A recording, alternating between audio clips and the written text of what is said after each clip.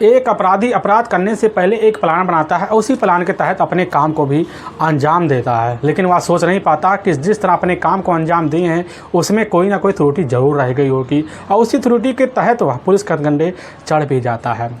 आज की घटना में सेम कुछ ऐसे होता है। एक अपराधी अपने अपराध को अंजाम देने के लिए बड़ा ही साथी तरीका अपनाता है, लेकिन उस हथकंडे में वो खुद फंस जाता है, जिसकी वजह से हमेशा हमेशा के लिए जेल के सलाखों पीछे तक पहुंच जाता है।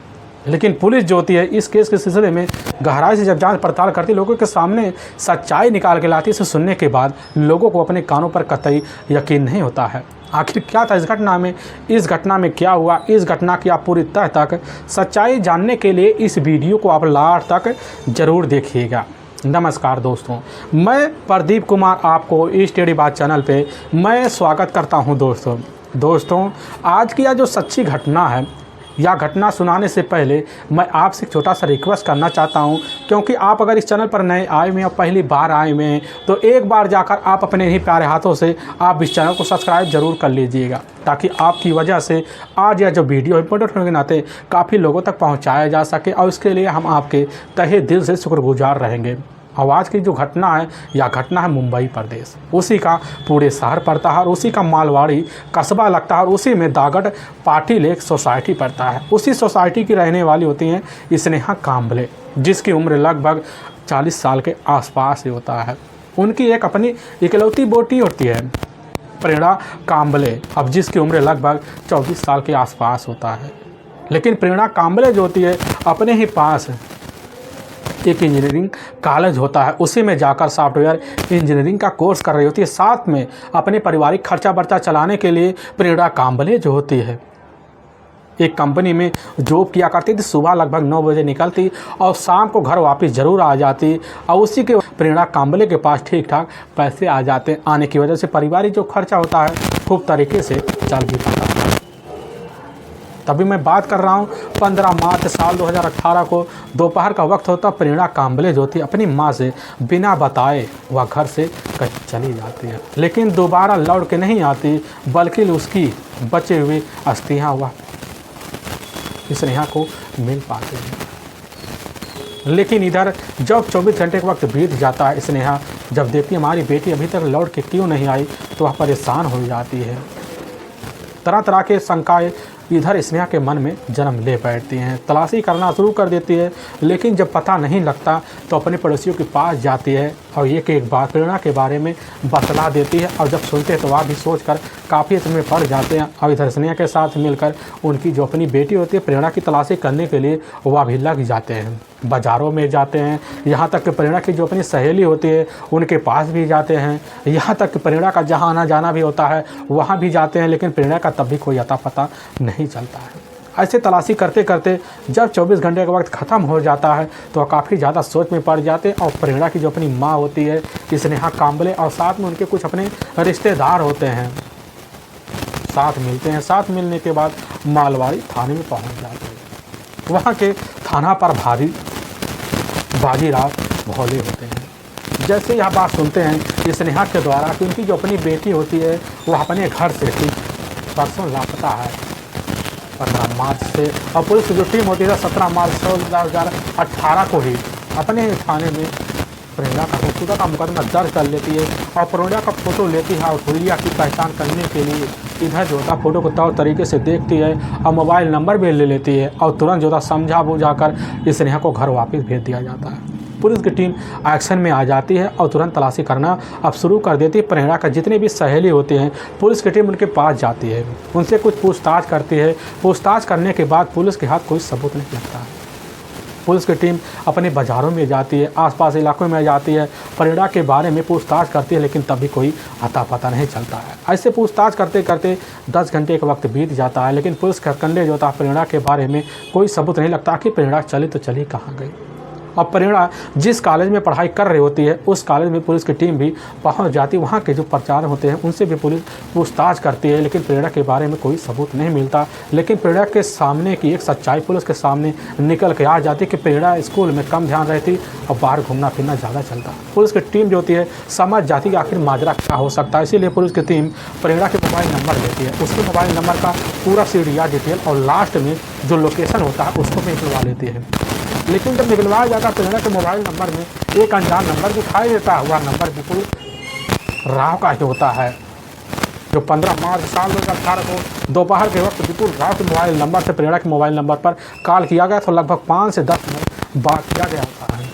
लेकिन उस नंबर पर आए दिन प्रेरणा के मोबाइल पर बात जरूर हुआ करते थे। पुलिस की समझ जाती है टीम, बस करो इसमें घोल जरूर मिला हुआ है। इसीलिए पुलिस की टीम जांच पड़ताल करने के लिए विपुल के बैकग्राउंड के पीछे लग जाती है। पुलिस के सामने एक चौंकाने वाली बात निकल आ जाती है और पुलिस की टीम एक्शन में आ जाती है। आने के बाद 19 मार्च साल 2018 को जाती पुलिस की टीम इधर विपुल राव के ही उसका ही एक अपना खुद का स्टेशनरी का दुकान होता है, उसी पे बैठा मिलता है। पुलिस की टीम वहीं से घर दबोच कर थाने में जाती है। लेकिन विपुल राव से जब पूछताछ पुलिस करती है तो विपुल राव पहले इधर पर बात करता है, लेकिन जब बात करता है पुलिस के सामने वह कुछ और बोल नहीं पाता। इसीलिए पुलिस की टीम उसके सामने निकाल कर वही सीरिया डिटेल दिखा देती है और जैसे दिखाते विपुल राव सीरिया डिटेल को देखता है, हक्का पक्का रह जाता है। तुरंत ही बिना किसी आगे शक्ति दबाव के उसी वक्त कह देता कि साहब 15 मार्च को ही अपने इन्हीं हाथों से हमने प्रेरणा कांबले का बेरहम तरीके से हत्या कर डेड बॉडी को पास ही जंगल में तौर ठिकाने लगा दिया है। पुलिस की टीम यहाँ बात सुनती सनसनाटी कहने लग जाती है, आखिर तुम्हारे साथ और कौन था। विपुल राव के जो मुंह होते हैं खुल जाते, कहने लग जाता कि सब हमारे साथ है, हमारा एक अपना पुराना ही नौकर होता है लहू गोंदते। पुलिस की टीम लहू गोंदते का नाम सुनने के बाद अपनी टाइम गंवाती नहीं है। लहू गोंदते को अपने कस्टम में थाने लाती है और लहू गोंदते जैसे ही अपने सामने विपुल को पाता है समझ जाता कि सारा माजरा पुलिस के सामने आ चुका है। और उसी वक्त बिना किसी शक्ति दबाव के लहू गोंदते और विपुल पुलिस के सामने जो सच्चाई रखते हैं, जो कहानी बयां करते हैं, सुनने के बाद लोगों को अपने कानों पर कतई यकीन नहीं होता है कि आखिर एक मालिक अपने नौकर के साथ मिलकर ऐसी घटना को अंजाम कैसे दे सकता है। असल में राजस्थान प्रदेश का ही जाना माना जिला पड़ता है पाली, वहीं के रहने वाले होते हैं भंवरलाल राव। उनके परिवार में उनकी पत्नी होती है, लेकिन वह जो पत्नी होती है ठीक 3 दशक पहले इस दुनिया को छोड़ के जा चुकी होती है। उनके घर में अपने 3 बेटे होते हैं। जो बड़ा बेटा होता है मुकेश राव और जो मंझला बेटा होता है भरत राव और जब सबसे छोटा बेटा होता है वही विपुल राव होता है, जो लाडला होता है। काफ़ी मान सम्मान अपने घर में मिलता क्योंकि छोटा होता है। भंवरलाल को लगने लग जाता है कि यहाँ रहकर हमारे बच्चों का अब पढ़ाई तौर तरीके से नहीं हो पाएगी, तो उसी वक्त भंवरलाल फैसला लेते हैं अपने कुछ करीबियों के साथ मिलकर मुंबई आते हैं, पूरे शहर में निवासा ले लेते हैं। जब लेते हैं ठीक मालवाड़ी में ही जाते हैं और वहीं एक किराने की दुकान लेते हैं और उसी दुकान को चलाना शुरू कर देते हैं। और वह दुकान जो होता है कुछ दिन पर तौर तरक्की पर आ जाता है, चलने लग जाता बेहतर तरीके से, खूब सारे तरीके से अपने तरक्की पर चल पड़ता है। क्योंकि भंवरलाल के जो चाल स्वभाव होते हैं तौर तरीके से काफ़ी अच्छे होते हैं। बोलने का जो व्यवहार होता है, उनके पास अगर कोई व्यक्ति खड़ा हो जाता है तो उनके मीठी मीठी बातों में मोह आ जाता। भंवरलाल जो होते हैं अपने हित व्यवहारी को अपने करीब बुलाते, बैठका बनाते, फिर उनके दुकान पे जो आने वाले की जो ग्राहकों की संख्या होता है दिन पर दिन बढ़ते चले जाते हैं। अपनी दुकान पर जैसे गरीबों को देखते हैं सबसे पहले उनको अगर उधार की ज़रूरत है तो उधार भी दे देते हैं, पैसे की ज़रूरत है पैसे भी दे दिया करते थे। लेकिन मारवाड़ी इलाके में जितने भी आने वाले नए व्यापारी होते हैं सभी उनकी दुकान पर ज़रूर आ जाया करते थे। बिक्री उनकी प्रतिदिन बढ़ने लग जाती। ठीक ठाक जब पैसे आने लग जाते हैं भंवरलाल समझ जाते हैं हमारी ज़िंदगी खूबसूरत तरीके से अब चल रही है, तो अपने तीनों बेटों को अपने पास बुलाते हैं।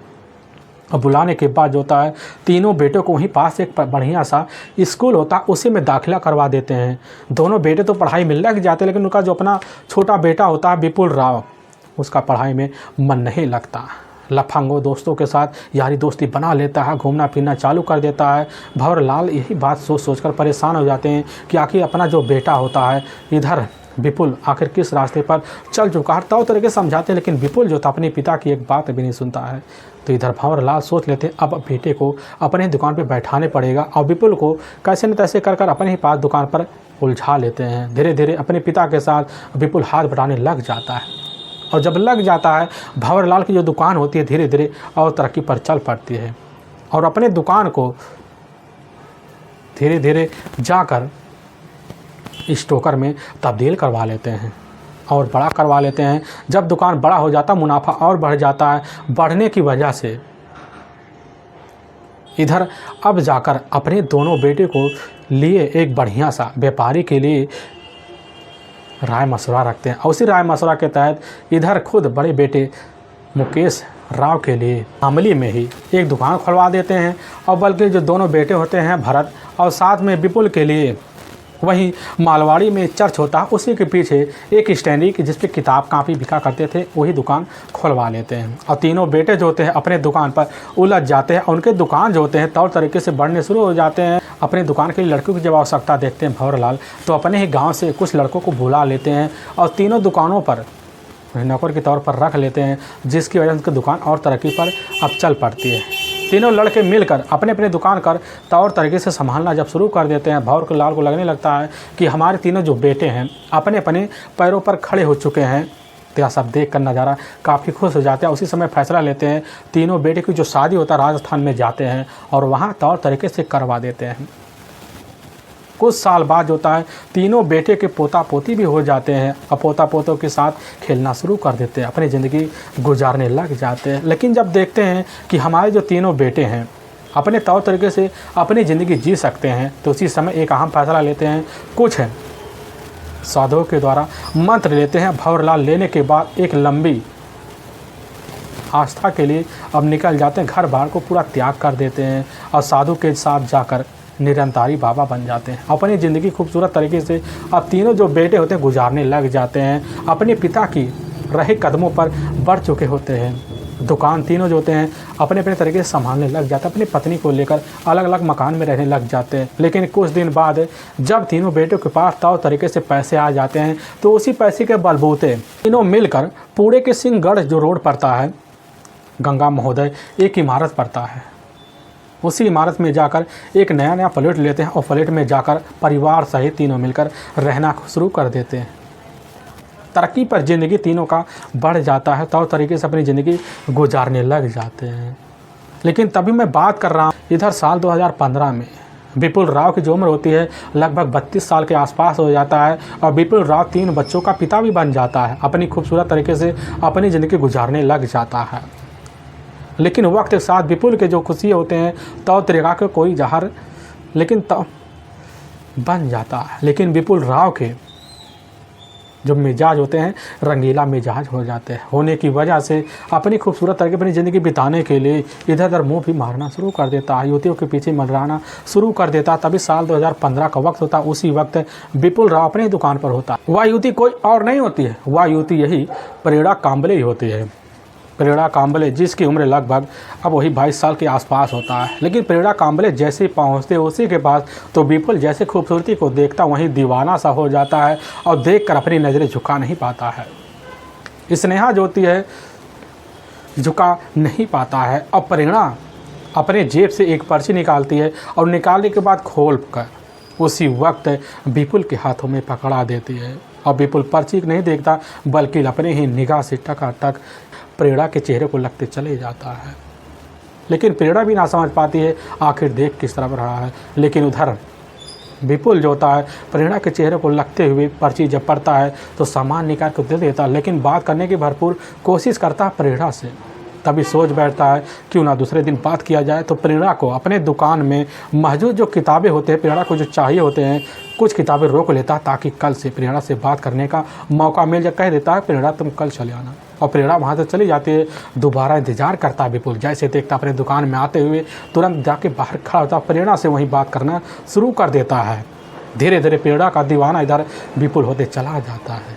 अब रोज़ का कापी लेने का जो सिलसिला होता है प्रेरणा का उस दुकान पे आने का सिलसिला बढ़ जाता है। आने की वजह से प्रेरणा का झुकाव धीरे धीरे विपुल की तरफ हो जाता है। लेकिन प्रेरणा को कभी भनक नहीं लग पाती है कि विपुल ऑलरेडी शादीशुदा भी, साथ में उसके अपने 2-3 बच्चे भी हैं। प्रेरणा इस देश से पूरी तरह से अनजान भी थे। लेकिन प्रेरणा को भी लगने लगता है कि हमारी तरफ झुकाव जो होता है विपुल का धीरे धीरे बढ़ रहा है, तो प्रेरणा का भी झुकाव धीरे धीरे इधर बढ़ने लग जाता है और दोनों मोबाइल के थ्रू धीरे धीरे बात करना अब शुरू कर देते हैं। यहाँ तक घूमना फिरना भी चालू कर देते हैं। विपुल जो होता है प्रेरणा से इजहार करने के लिए अपनी हिम्मत को जगा नहीं पाता। काफ़ी सोच समझ कर एक दिन हिम्मत जगाता है। तभी पूरे भारत में दिवाली का वक्त हो जाता है। दिवाली का जब माहौल होता है तो उसी वक्त काफ़ी दुकानदार जो होते हैं अपने ग्राहकों को गिफ्ट देने के लिए उनके घर जाया करते हैं। ठीक विपुल भी वही अपनाता है और हिम्मत जगाता है आज प्रेम का इजहार हम कर ही देंगे। तभी एक महंगा गिफ्ट लेता है विपुल और लेकर प्रेरणा के घर पहुंचता है। प्रेरणा को पकड़ाता है, जैसे महंगी गिफ्ट देखती है प्रेरणा खुश हो जाती है, लेकिन उसमें एक लेटर होता है और लेटर को पढ़ती है। प्रेरणा के दिल को बड़ी तसल्ली मिलती है क्योंकि उसमें विपुल के द्वारा प्रेम का इजहार किया गया होता है। प्रेरणा देखती है, उसका जवाब तुरंत पलट के हाँ में दे देती है। जो खबर होता है जाकर अब विपुल को लगता है और देखता हुआ भी खुश हो जाता है। और उसी दिन से प्रेरणा का और विपुल का दोनों का घूमना फिरना और बढ़ जाता, यहाँ तक कि पार्क और महंगे महंगे होटलों में नाश्ता पानी करना भी प्रेरणा और विपुल का बन जाता है। प्रेरणा शौक श्रृंगार से तौर तरीके से बाहर निकलती है और विपुल के साथ घूम फिर कर अपने घर चली आया करती थी। प्रेरणा का जो शौक़ होते हैं और बढ़ते जाते हैं, लेकिन विपुल के जो शौक़ होते हैं पूरे करने के लिए प्रेरणा हर वक्त तैयार रहती थी। और तैयारी यहाँ तक बढ़ जाती है कि दोनों एक दिन होटल में जाते हैं और रिश्ते को भी अंजाम दे लेते हैं और संबंध बन जाता है, जिसकी वजह से विपुल अब प्रेरणा को लेकर हर वक्त होटलों में पहुँच जाता और संबंध के रिश्ते तक अंजाम दे बैठता, बार बार चलने लग जाता है। तभी प्रेरणा के सामने एक दिन खुद जो होता है इधर विपुल जाकर शादी का इजहार भी कर देता। प्रेरणा जब सुनती है खुश हो जाती है और अपने हर शौक़ को पूरा करने के लिए बेमुताबिक पैसे जो होता है विपुल से मांगने शुरू कर देती है। और विपुल जो होता बेरेटोक के पैसे प्रेरणा को दिया करता था, जिसकी वजह से प्रेरणा काफ़ी खुश रहती। और जब बुलाती प्रेरणा को इधर खुद प्रेरणा चली जाया करते थे। अब यह सिलसिला जब चलने लग जाता है, लेकिन विपुल काफ़ी उलझन में फंस जाता कि आखिर अगर किसी दिन हमारी शादीशुदा की जो बात है प्रेरणा को पता लग जाएगी तो आखिर हमारी ज़िंदगी में टूटेगा क्या। लेकिन होता ही सेम ऐसा ही है।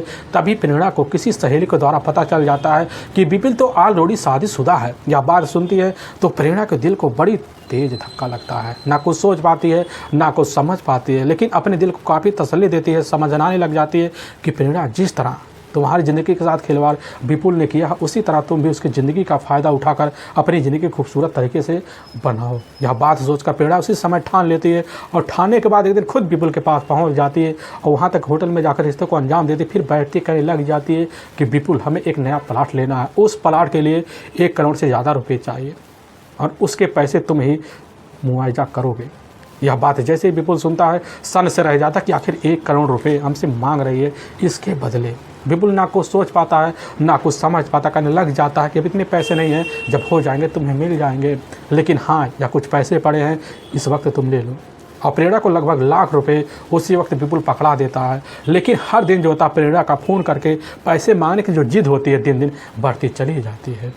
और विपुल कैसे ना तैसे कर कर लाखों रुपए में निपटाने का प्रॉब्लम सुलझाने में लगा रहता है। कैसे ना तैसे कर लाख रुपए देकर छुटकारा मिल जाए तो अच्छा है। और प्रेरणा जब भी फ़ोन पे बात करती तो 2 मिनट बात करने के बाद विपुल फ़ोन को कट दिया करता था ताकि जल्द जल्द छुटकारा मिले। इधर प्रेरणा को भी लगने लग जाता है कि विपुल हमसे पीछा छुड़ाने के लिए हथकंडे अपनाना शुरू कर दिया है। लेकिन प्रेरणा अब चुकने वाली नहीं होती है। वह जानती थी आखिर इस आदमी से कैसे पैसे वसूल किए जाएंगे। जब भी फ़ोन पे बात करती तो हर वक्त पैसे की मांग करती, करने लग जाती है कि हमें फ्लैट के लिए पैसे जल्दी से दे दो, नहीं तो बहुत दिक्कत हो जाएगी, आगे तुम्हारे लिए मुसीबत खड़ी हो जाएगी। विपुल कह देता है मुसीबत क्या होगा।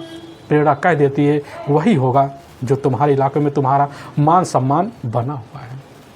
इसकी जानकारी पूरे इलाके वालों को दे देंगे, यहाँ तक कि तुम्हारी पत्नी के सामने एक एक बात बता देंगे। यह बात जब विपुल सुनता, सुनने के बाद ना कुछ सोच पाता है ना कुछ समझ पाता, लेकिन जब भी प्रेरणा बिल्कुल पास फ़ोन करती तो बस यही रट्टा लगा कर बैठ जाती, पैसे दे दो नहीं तो तुम्हारे घर पूरी तरह से पत्नी के सामने एक एक बात उगल देंगे। यही बात सोचकर विपुल परेशान हो जाते कि आखिर इस मुसीबत को अपनी ज़िंदगी से कैसे निकाल फेंके।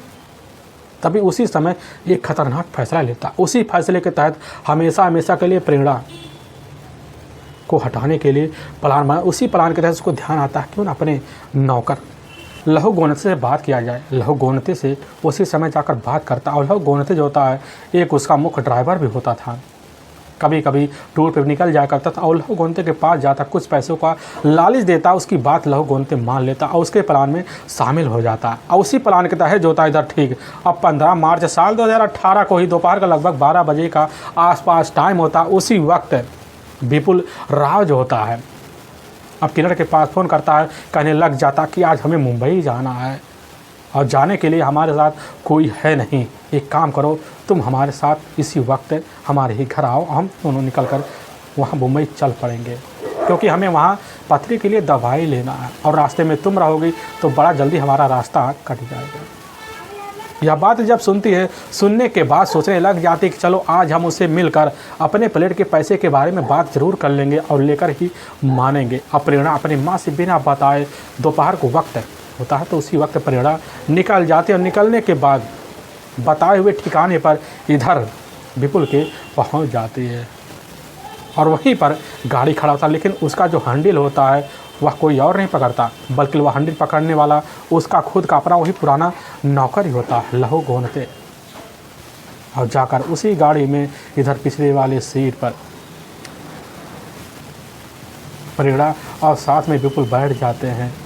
1 घंटे का लगभग सफ़र तय करने के बाद लोनावाला के करीब बकराई मंदिर पड़ता है, वहीं होटल आता, वहीं पर रुक जाते हैं। होटल में चाय नाश्ता करते हैं, लेकिन इधर लहू गोनते जो होता है आकर गाड़ी में बैठ जाता है। अब विपुल और प्रेरणा दोनों वहाँ मंदिर होता है उसी के पीछे चले जाते हैं और वहाँ बात करना शुरू कर देते हैं।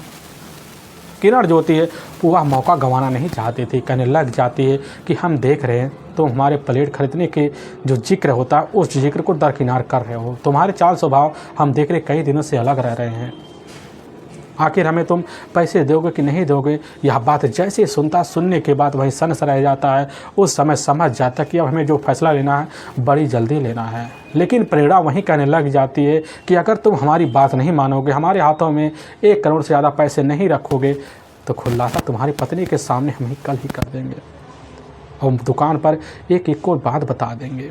यह बात जब सुनता विपुल ना कुछ सोच पाता ना कुछ समझ पाता और वहीं पर प्रेरणा का हाथ पकड़ता लेकर उसी गाड़ी में बैठ जाता है। लेकिन अब प्रेरणा जो होती है गुस्से की वजह से लहू गोनते की बगल वाली सीट पे बैठ जाती है और पिछला वाला जो सीट होता है उसी पे जाकर विपुल बैठ जाता है।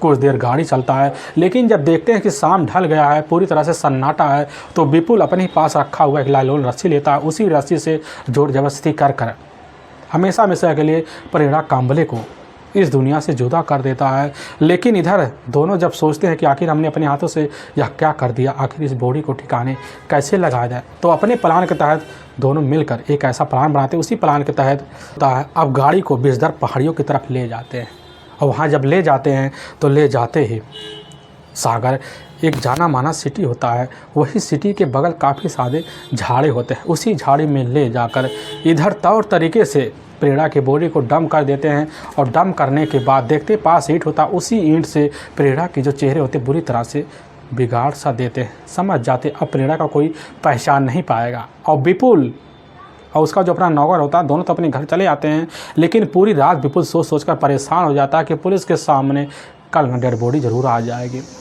और उसी वक्त फैसला लेता है। फैसला लेने विपुल जो होता है नौकर के पास जाता है, उसको अपने साथ लेता, दोबारा उसी घटना पर पहुंचता है। पहुंचने के बाद अपने ही पास रखा हुआ कुछ केरोसिन लेता है और इधर लेकर तौर तरीके से प्रेरणा के बॉडी को वहीं आग के हवाले कर देता। समझ जाता कि प्रेरणा का बॉडी पूरी तरह से तहस महस हो गया है और वही दोबारा अपने घर दोनों मिलकर वापस चले आते। सोच लेते अब पुलिस के हाथ हम तक कभी पहुँचेंगे नहीं। लेकिन दोस्तों कहा भी गया है अपराधी कितना भी साफ तरीके अपने काम अंजाम दे ले, लेकिन पकड़ा इतने दिन जरूर जाता। ठीक ऐसे हो जाता है कि एक कॉल डिटेल की वजह से पुलिस के हथकंडे दोनों चढ़ ही जाते।